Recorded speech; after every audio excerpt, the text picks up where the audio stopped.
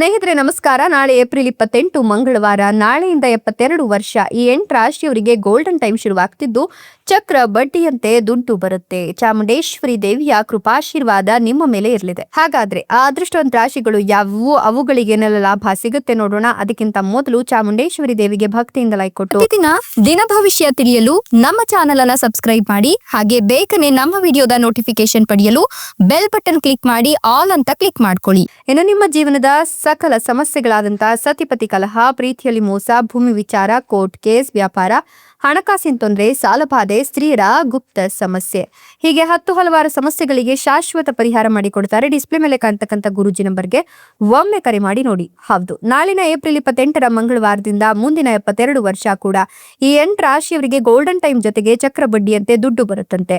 ಮತ್ತೆ ಚಾಮುಂಡೇಶ್ವರಿ ದೇವಿಯ ಕೃಪಾಶೀರ್ವಾದ ಈ ರಾಶಿಯವರ ಮೇಲೆ ಇರೋದ್ರಿಂದ ಈ ರಾಶಿಯವರಿಗೆ ಅದ್ಭುತ ಸಮಯ ಶುರುವಾಗ್ತಿದೆ ಅಂತ ಹೇಳಬಹುದು. ಈ ಒಂದು ಸಂದರ್ಭದಲ್ಲಿ ಈ ರಾಶಿಯವರ ಜೀವನದಲ್ಲಿ ಸಾಕಷ್ಟು ಲಾಭ ಹಾಗೆ ನೆಮ್ಮದಿ ಕೂಡ ಸಿಗುತ್ತೆ ಅಂತ ಹೇಳಬಹುದು. ಈ ರಾಶಿಯವರ ಜೀವನದಲ್ಲಿ ಅವಿವಾಹಿತರಾಗಿದ್ರೆ ಇವರಿಗೆ ವಿವಾಹ ಯೋಗ ಕೂಡಿ ಬರುತ್ತೆ.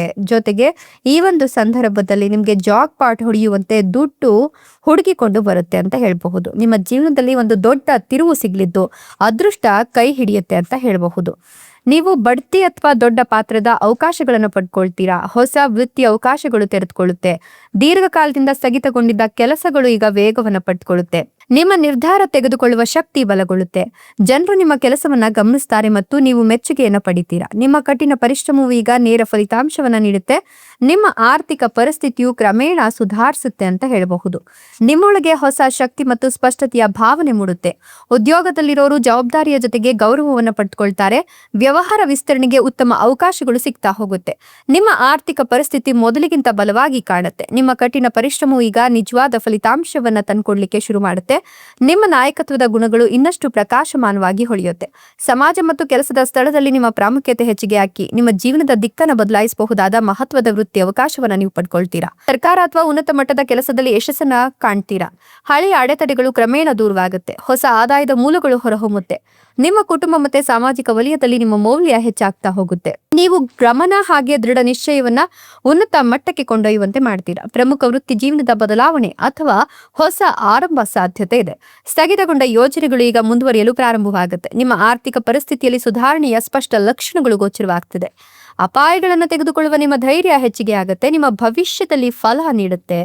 ಒತ್ತಡ ಈ ಸಂದರ್ಭದಲ್ಲಿ ಕಡಿಮೆ ಆಗ್ತಾ ಹೋಗುತ್ತೆ ಅಂತ ಹೇಳಬಹುದು. ಸಂಯೋಜನೆ ಅಂದ್ರೆ ಈ ಒಂದು ಸಂದರ್ಭದಲ್ಲಿ ಗ್ರಹ ಹಾಗೆ ನಕ್ಷತ್ರಗಳ ಸಂಯೋಜನೆ ಈ ಒಂದು ಸಂದರ್ಭ ನಿಮ್ಗೆ ಪ್ರಗತಿಯ ಸಮಯವನ್ನ ತಂದುಕೊಡುತ್ತೆ. ಕೆಲಸದಲ್ಲಿ ಶಿಸ್ತು ಹೆಚ್ಚಾಗುತ್ತೆ. ನಿಮ್ಮ ವೃತ್ತಿ ಜೀವನವು ಸ್ಥಿರವಾಗಿ ಇರ್ತದೆ. ಹೊಸ ಜವಾಬ್ದಾರಿಗಳನ್ನು ನೀವು ಪಡ್ಕೊಳ್ತೀರಾ. ಹಿರಿಯರು ಮತ್ತು ಪ್ರಭಾವಿ ಜನರ ಬೆಂಬಲ ಸಿಗುತ್ತೆ. ಆರ್ಥಿಕ ಜೀವನದಲ್ಲಿ ಸಮತೋಲನತೆ ಮತ್ತು ಸ್ಥಿರತೆ ಹೊರಹೊಮ್ಮುತ್ತೆ. ನಿಮ್ಮ ಕಠಿಣ ಪರಿಶ್ರಮದ ಫಲಿತಾಂಶಗಳು ಸ್ಪಷ್ಟವಾಗಿ ಬಲವಾಗಿರುತ್ತೆ. ನಿಮ್ಮ ಆತ್ಮವಿಶ್ವಾಸದ ಮಟ್ಟವು ಹೆಚ್ಚಾಗ್ತಲೇ ಇರುತ್ತೆ.